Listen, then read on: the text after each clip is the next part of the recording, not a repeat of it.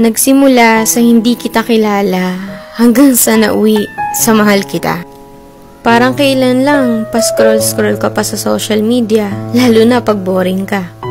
Yung tipong tamang like at shared post lang pinagkakalibangan mo.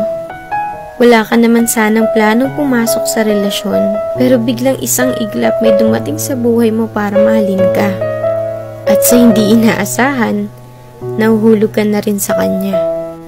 Hanggang isang araw, yung akala mo magiging mag-isa, pero hindi pala, kasi may taong tatanggap sa'yo ng buo.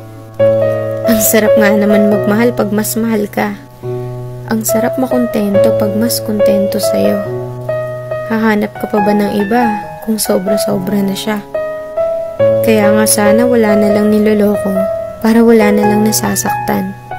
Sana mapadpad kayo sa taong kayang pakalmahin puso nyo at hindi kayo bitawan sa mga panahong magulo na. Kasi sa totoo lang, iba yung saya pag nasa tamang tao ka na. Yung tipong kahit hindi mo siya palaging kasama o nakikita, alam mo hindi niya magagawang ipagpalit ka sa iba. Kasi una pa lang, ikaw lang talaga nag-iisa sa buhay niya.